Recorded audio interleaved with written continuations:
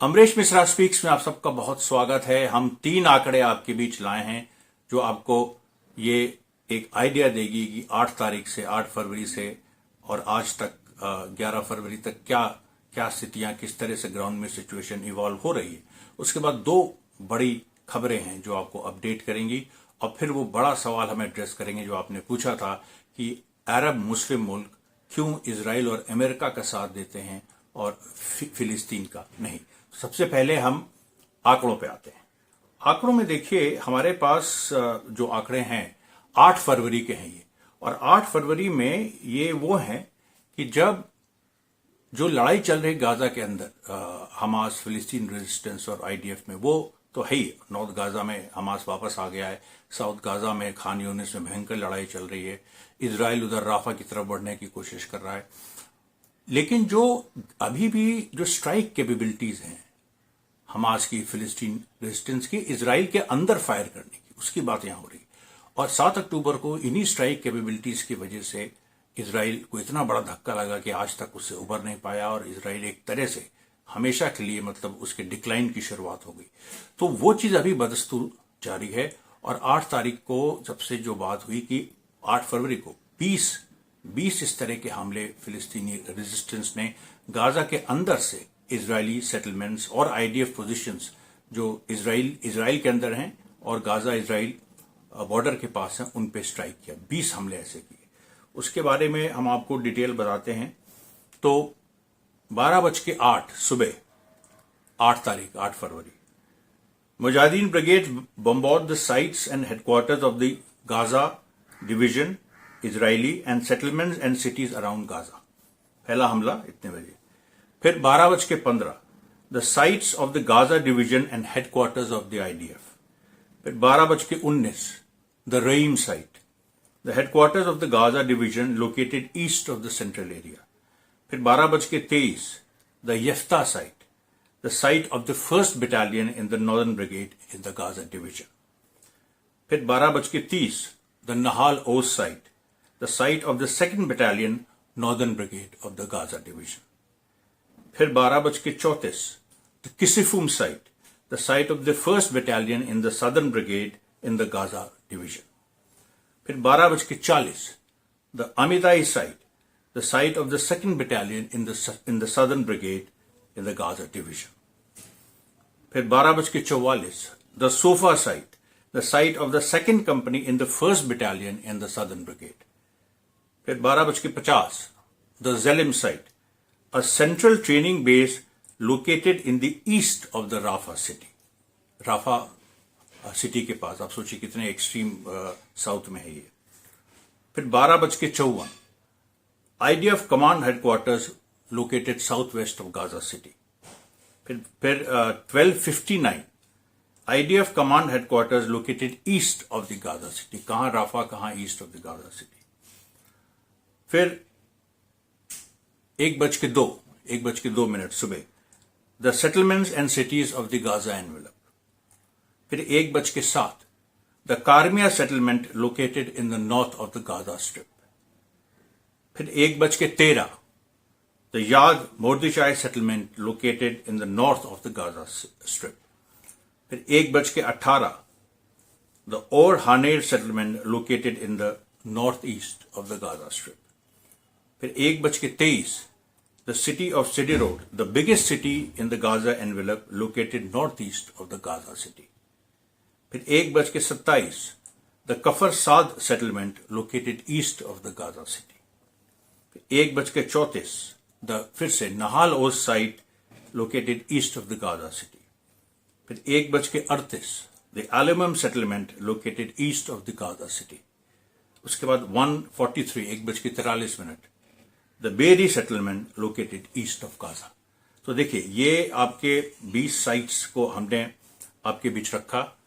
अब देखिए एक और आंकड़ा जो 8 तारीख को आया कि 7 अक्टूबर के बाद से, 7 अक्टूबर इसमें इंक्लूडेड नहीं, 7 अक्टूबर के बाद से अभी तक पैलेस्टीनियन रेजिस्टेंस ने 1108 इजरायली वाहनों को नष्ट किया। 1108, जिसमें 962 tanks, 962 tanks, 55 military vehicles, troop carriers, 55 सैन्यवाहक, 74 बुलडोजर्स, 74 बुलडोजर, 3 उत्खननकर्ता मतलब जो एक्सकेवेटर्स होते हैं जो जमीन खोदने का काम करते हैं, और 14 सैन्य जीप मतलब 14 मिलिट्री जीप्स, इनको उन्होंने नष्ट किया। अब आप सोचिए 1108 आईडीएफ वाहनों को नष्ट किया 7 अक्टूबर के बाद। 7 अक्टूबर को जो किया वो नहीं, जब से इजराइल का ग्राउंड इन्वेजन शुरू हुआ है, समझ लीजिए अक्टूबर 27-28 से, तब की बात है।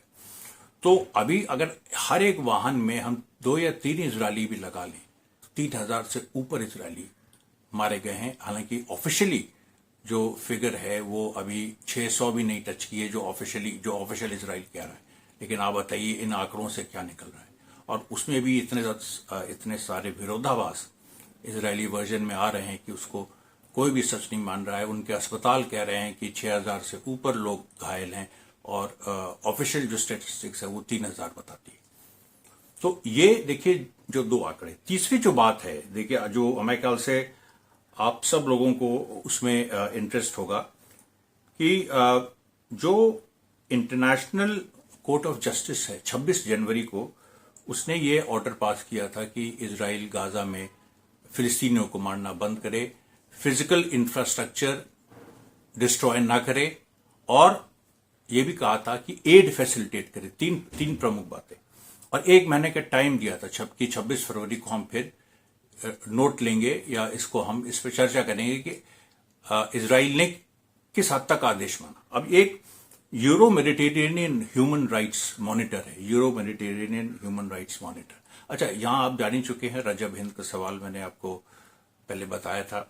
अब euro Mediterranean human rights monitor ने डॉक्यूमेंटेशन किया है कि 26 जनवरी के बाद से इजराइल ने, आज 11 तारीख हो रही है, 10 फरवरी तक इजराइल ने क्या किया इस मामले में। तो 10 फरवरी तक इंटरनेशनल कोर्ट ऑफ जस्टिस के जजमेंट के बाद, जजमेंट क्या मतलब डायरेक्टिव के बाद 1864 फिलिस्तीनी मारे गए। 1864, केवल 26 जनवरी और 10 फरवरी के बीच में। उसमें 690 बच्चे हैं, 441 विमेन, और 2933 इंजरीज हुई। इस ह्यूमन राइट्स मॉनिटर ने लिखा है, the occupation army continues to carry out systematic and widespread destruction of residential areas and neighborhoods, civilian infrastructure and its facilities, making most of the strip de facto uninhabitable. कि कोई रहने लायक जगह नहीं छोड़ा है। 26 जनवरी के बाद से इतने लोग तो मारे। फिर 43 रेजिडेंशियल ब्लॉक्स, क्योंकि इंटरनेशनल कोर्ट ऑफ जस्टिस ने कहा था कि फिजिकल इंफ्रास्ट्रक्चर इजराइल डिस्ट्रॉय नहीं करेगा गाजा का, लेकिन अब देखिए 43 रेजिडेंशियल ब्लॉक्स डिस्ट्रॉय हो चुके हैं। हर एक में 20 से 50 घर होते हैं। तो आप देख लीजिए, खुद ही आप कैलकुलेट कर लीजिए कि 43 रेजिडेंशियल ब्लॉक, हर एक ब्लॉक में 20 से 50 घर, कितने घर डिस्ट्रॉय हुए हैं। उसके बाद 8 का सवाल आईसीजे ने उठाया था। तो instead of facilitating the access of aid to the strip, Israel has escalated its measures to restrict its access through several mechanisms, including hindering the passage of aid trucks from the Kerem Shalom crossing and targeting trucks headed to areas in northern Gaza Valley, despite prior coordination and the accompaniment of UN vehicles. पहले से coordinate करके, पहले से Israel को बता के सब बुरा, लेकिन वो आने नहीं दे रही है। उसके बाद Israel has shown no seriousness regarding investigating horrific crimes, including killings and executions of prisoners among civilians and systematic looting and burning of homes. लूटे जा रहे हैं वहां घर, आईडीएफ ये भी काम कर रही है। अब आप देखिए ये जो पूरी स्थिति है, इसमें हम इसको किस तरह से लें। ये जो है ये आंकड़े आगे भी कंपाइल होते रहेंगे, और ये पूरा 26 फरवरी को इंटरनेशनल कोर्ट ऑफ जस्टिस के सामने पेश होंगे। अब हम आते हैं जो हम आपसे बता रहे थे कि जो 2 बड़ी खबरें हैं। तो एक तो देखिए बड़ी खबर है कि यूएस जो बेसिस है, मिलिट्री बेसिस मिडिल ईस्ट में, इराक और सीरिया में, वो विथड्रॉ होने जा रहे हैं। यूएस ने इस बात के लिए एक प्रारंभिक कार्रवाई शुरू कर दी है। इराक के सेनेट में इस पे बातचीत चल रही है कि इराक और सीरिया दोनों में जो हजारों अमेरिकन सैनिक हैं वो वापस होने जा रहे हैं। उसकी वजह यह है कि 17 अक्टूबर 2023, 7 अक्टूबर के 10 दिन बाद, 17 अक्टूबर से लेके आज तक अभी कम से कम 170 स्ट्राइक्स, 170 स्ट्राइक्स इराकी रेजिस्टेंस ने यूएस बेसिस पे की हैं, और जिसमें 130 यूएस सोल्जर्स घायल हुए हैं, 4 मारे गए हैं। और जो यूएस का एक एलाई है, सीरियन डेमोक्रेटिक फोर्सेस नाम की सीरियन डेमोक्रेटिक फोर्सेस है, वो यूएस की पिट्ठू, उसके करीब 7 लोग मारे गए हैं और उसके भी इसी मात्रा में घायल हुए हैं। तो यूएसए मतलब यूएस हिल गया है कि उसको इस तरह से कभी नहीं हुआ जैसे गाजा युद्ध के बाद हुआ कि उसके इतने सैनिक इंजर्ड और मारे गए हैं यूएस बेसिस में। केवल सीरिया और इराक की मैं बात कर रहा हूं, और अल तन्फ में जो हुआ आपको पता ही है उसके बाद, लेकिन लगातार वो चल रहा है। कल तक घटना आई, मतलब कल तक ये खबर आई, इराक पे अमेरिका बम्बार्ड भी कर रहा है। अनबार प्रोविंस में उसने बम्बार्डमेंट किया, 16 इराकी रेजिस्टेंस के लोग मारे गए, सब हो रहा है। लेकिन कल फिर से कनोको एयरफील्ड जो बेस है कनोको सीरिया में अमेरिका का, उसमें फिर से मिसाइल स्ट्राइक हुई। इसी तरह से और अलोमार और इस तरह के 2-3 और जो देर जोर में जो अमेरिकन बेसिस हैं वहां पर भी एयर स्ट्राइक्स हो रही, लगातार हो रही है। तब अमेरिका सीरिया और इराक से पीछे हट रहा है, कितनी बड़ी बात है। दूसरी जो खबर है कि जो ट्रूस की बातें हो रही थी, तो ट्रूस की बात में देखिए बात यही हुई कि फिलहाल इजराइल ने ट्रूस मना कर दी है हमास की शर्तों पे। हमने इस पे विस्तृत चर्चा की थी। जो 135 दिनों का हमास का प्रपोजल था वो उसने रिजेक्ट कर दिया। लेकिन उसके रिजेक्शन का कोई खास मतलब इस सेंस में नहीं है कि नेतन्याहू ने रिजेक्ट किया है, लेकिन इजराइल की सरकार के अंदर एक बड़ी बहस छिड़ रही है और हजारों लोग, इजरायली जनता सड़क पे है कि होस्टेजेस को वापस लाओ जो हमास के पास हैं, और इजराइल को समझ में नहीं आ रहा है क्या करे। नेतन्याहू एक ब्रेव फ्रंट प्रस्तुत कर रहा है और नेतन्याहू ने कहा है कि नहीं, हम हमास के प्रपोजल्स को नहीं मानेंगे और हम राफा पे हमला करेंगे। और राफा पे हमला मतलब वहां पर ऑलरेडी सब जगह से डिस्प्लेस लोग, करीब ऑलमोस्ट 1 मिलियन पीपल वो गाजा में है। वहां पर अगर बमबारी हुई तो सबसे बड़ी जो ह्यूमन कैटास्ट्रोफी है वो वहां पर होगी। और इसके लिए यूएस ने भी इजराइल को रोका है, उसमें बहुत सारे अरब देशों ने भी रोका है, लेकिन नेतन्याहू का कहना है कि हम इसको करेंगे। मुझे लगता है ये भी एक बार्गेनिंग चिप है, ये भी डराने की बात है कि हमास इससे डर जाएगा कि बाप रे इतने सिविलियंस मारे गए।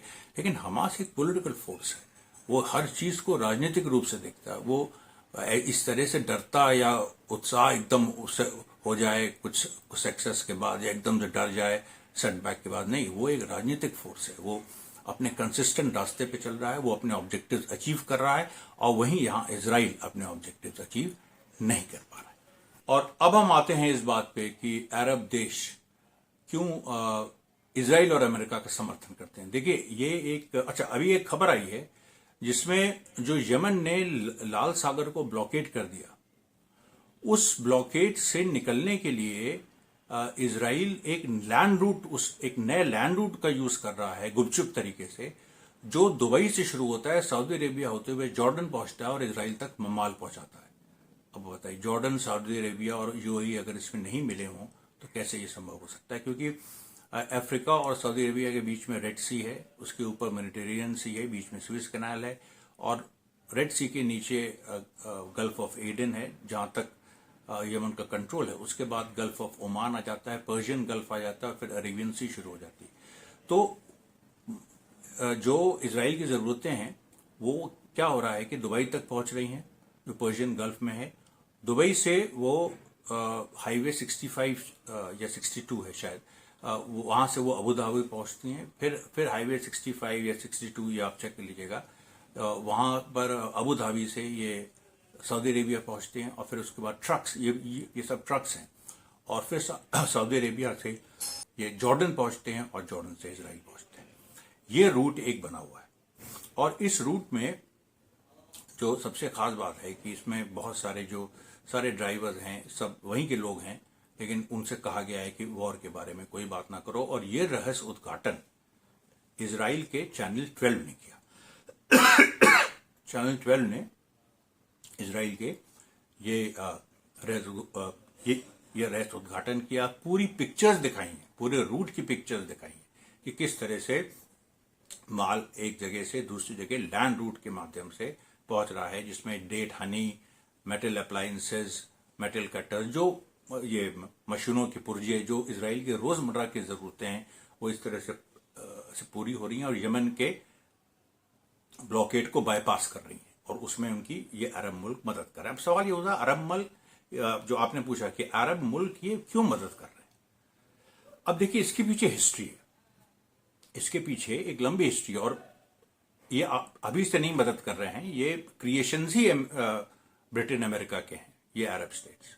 अब क्या था कि फर्स्ट वर्ल्ड वॉर की तरफ चलते हैं। फर्स्ट वर्ल्ड वॉर में जर्मनी और टर्की, ऑस्ट्रिया एक तरफ थे और उधर इंग्लैंड और फ्रांस थे, जिस बाद में अमेरिका और रशिया भी जुड़ा, फिर रशिया अलग हो गया। इंग्लैंड और फ्रांस मेन थे, उस समय यूएस उतनी बड़ी सुपर पावर नहीं था जो सेकेंड वर्ल्ड वॉर के बाद हुआ। तो इंग्लैंड और फ्रांस ने ये युक्ति निकाली कि अभी जो अरेबिया का पूरा अभी लैंड्स हैं, मतलब सऊदी अरेबिया हो गया, जॉर्डन हो गया, पैलेस्टीन हो गया, ये इराक हो गया, सीरिया हो गया, ये सब ऑटोमन एम्पायर के अंडर था। जो टर्किश ऑटोमन एम्पायर था और वही मुस्लिम्स का खलीफा भी कहलाता था। तो इन्होंने ब्रिटेन एंड फ्रांस ने ये प्लान किया कि एक अरब रिवोल्ट कराया जाए। अरब जो हैं, जो ऑटोमन्स के अंडर हैं, वो उनका पहले साम्राज्य था शुरू से, अब्बासिद्स का, उमय्यद्स का, तो उनको वो सब याद दिला के और उनको हम एक अरब अपराइजिंग करें। अब इसमें उनकी मदद सबसे ज्यादा जो हुसैन बिन अली जो एक बहुत बड़े बनु हाशिम जो ट्राइब है, जो मोहम्मद साहब की, मतलब एक क्लैन है, ट्राइब तो कुरैश थी, बनु हाशिम जो क्लैन है, उसके एक सब ब्रांच से आते थे हुसैन बिन अली। और हिजाज जो एरिया है, जो जहां पर मक्का मदीना है और जो वेस्ट सऊदी अरेबिया की स्ट्रिप है, वहां पर उनका पूरा कंट्रोल था। तो बहुत बड़े फिगर थे। तो हुसैन बिन अली ने अरब रिवोल्ट डिक्लेयर किया ऑटोमन्स के खिलाफ 1915 में, और इस अरब रिवोल्ट में एक और हाउस शामिल हुआ जो कि हाउस ऑफ साउथ था, जिसका बेस नज्द था, सेंट्रल सऊदी अरेबिया में, हिजाज नहीं था, नज्द था। और ये एक इब्न साउद का हाउस लंबे समय से कोशिश कर रहा था ऑटोमन्स के खिलाफ विद्रोह करने में, ये वहाबी हाउस था। तो हुसैन बिन अली का जो मकसद था वो ये था कि हम अरब लायंस को यूनाइट करेंगे, पूरा जो ये एरिया है ऑटोमन एम्पायर से हटके यूनाइट करेंगे। और ब्रिटेन और फ्रांस ने उनको इस बात की पूरा भरोसा भी दिया था कि हम आपको अरब लैंड्स को यूनाइट होने देंगे और आप उसके नेता बनेंगे। तो ये था कि इराक, पैलेस्टाइन, जॉर्डन, सीरिया, ये सब सोचिए एक होते। और ये बात आज तक फिलिस्तीनी रेजिस्टेंस कहता है कि हम लड़ाई केवल फिलिस्तीन की नहीं, पूरे अरब अरब पीपल की है लड़ाई। तो वो जो अरब एक पूरा एक यूनिट बनता हुसैन बिन अली के अंडर, वो प्रॉमिस किया था ब्रिटेन और फ्रांस ने। लेकिन जब प्रथम विश्व युद्ध खत्म हुआ 1918 में, तो उसके बाद ट्रीटी ऑफ वर्साइल आई। तो ट्रीटी ऑफ वर्साइल के खिलाफ हो गए हुसैन बिन अली। क्यों? क्योंकि 1917 में 2 नवंबर 1917 में बैलफोर डिक्लेरेशन आ गया था। और बैलफोर डिक्लेरेशन क्या था? जो ब्रिटेन के फॉरेन सेक्रेटरी बैलफोर थे, उन्होंने लॉर्ड रॉथशाइल्ड, जो कि सबसे बड़े जायनिस्ट थे और जो इस बात में बिलीव करते थे कि वो ज्यू थे, कि लेकिन उस तरह के ऑर्थोडॉक्स ज्यू नहीं, जायनिस्ट थे। जायनिस्ट वो ज्यूज होते हैं जो बिलीव करते हैं कि एक पॉलिटिकल स्टेट ज्यूज का होना चाहिए और जो सबसे सुपीरियर होना चाहिए। ये 1890 से ये एक विचारधारा चली आ रही थी। और लॉर्ड रॉथशाइल्ड दुनिया के सबसे अमीर लोगों में से थे। तो उनको, रॉथशाइल्ड को, बेलफोर ने लिखा कि एक इजराइल मतलब एक होमलैंड ज्यूज का, एक ज्यूज का होमलैंड हम इसी पैलेस्टीन में आपको बना के देंगे, बताइए। और ये हुसैन बिन अली से कुछ और कह चुके थे। हुसैन बिन अली ने इस पे विद्रोह कर दिया। उन्होंने बिल्कुल इसको माना नहीं और उन्होंने अपना किंगडम ऑफ हिजाज उन्होंने डिक्लेयर किया। और उन्होंने ये एक मुहिम पूरी चलाई, एक रिवोल्ट इस बार ब्रिटेन और फ्रांस के खिलाफ चलाया कि अरब देशों को हम यूनाइट करेंगे। अब उसमें क्या हुआ कि इब्न साउद की जो फैमिली है, उसने एक तरह से धोखा दे दिया। उसने हुसैन बिन अली को धोखा दे दिया और इब्न सऊद की फैमिली ब्रिटेन और अमेरिका के साथ हो गई और 1925 तक आते आते हुसैन बिन अली को सरेंडर करना पड़ा और नज्द से जो इब्न सऊद की फैमिली थी, अब्दुल अजीज उस समय उसके बादशाह थे, वो आके उन्होंने यहाँ पर कब्जा कर लिया, हिजाज में भी नज्द से आके। और फिर क्या हुआ, फिर जो दो बेटे हुसैन बिन अली के थे उनको इराक और जॉर्डन का राजा बना दिया गया। इराक में जो उनके बेटे फैसल को बनाया गया, उनकी लाइन 1958 तक चली और जॉर्डन में जो उनके लड़के अब्दुल्ला को राजा बनाया था वो अभी तक किसी न किसी रूप में जारी है वही लाइन। लेकिन जो हुसैन बिन अली का सपना था वो टूट गया अरब यूनिटी का। अगर अरब यूनिटी होती तो इजराइल कभी नहीं बनता, एक देश होता, एक अरब देश होता और दुनिया का इतिहास ही अलग होता। क्योंकि 1937 में तेल डिस्कवर हुआ और उसके बाद पूरी जो परिस्थितियां बनी, ये पूरा इलाका एक नए सिरे से उभर के सामने आ गया।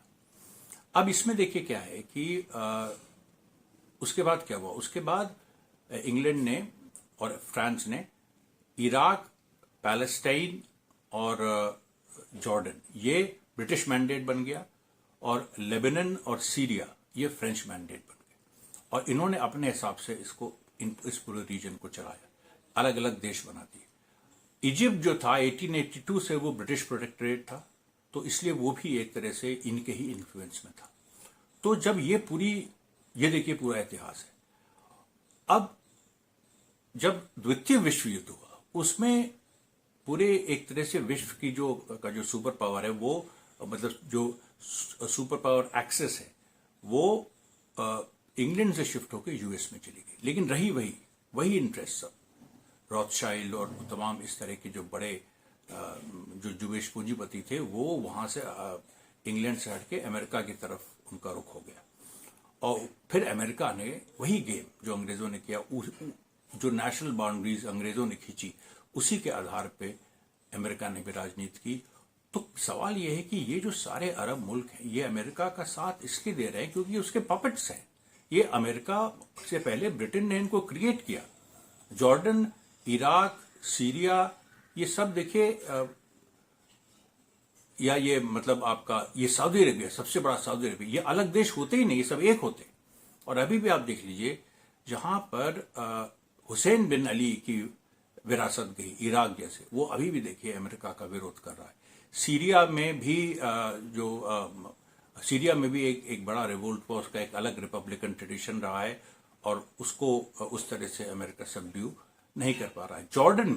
जॉर्डन में जो बात हुई कि जो हुसैन बिन अली के लड़के अब्दुल्ला जिनको थ्रोन पे बैठाया गया था, उनके 1951 में डेथ हो गई। उसके बाद उनका एक लड़का बना जो कि एंटी अमेरिकन था, उसको हटा दिया इन लोगों ने और उसी फैमिली के दूसरे इंसान को बैठा दिया। तो उसकी भी यही कहानी। इसीलिए आप देखिए कि जॉर्डन, सऊदी अरेबिया, और सऊदी अरेबिया तो जैसे शुरू से इब्न सऊद के साथ इनके रिश्ते थे, डील थी पूरी। इब्न सऊद ने हुसैन बिन अली को बिट्रे किया, तो अब आप बताइए तो फिर क्या हो सकता है। लेकिन हुसैन बिन अली की जो लेगेसी है वो जारी रही। और जो अल कसाम बहुत बड़े जो 1930s का जो अरब रिवोल्ट था उसके नेता बने और उसी अल कसाम की उन्हीं के नाम पे हमास, आज एक रेजिस्टेंस जो हमास की सेना है उसका नाम अल कसाम ब्रिगेड है। तो देखिए ये एक पूरी हिस्ट्री है और ये आपके सामने हमने रखी, ये वजह हैं और आने वाले दिनों में हम इसके बारे में आपको और विस्तार से बताएंगे। धन्यवाद साथी, बहुत बहुत धन्यवाद।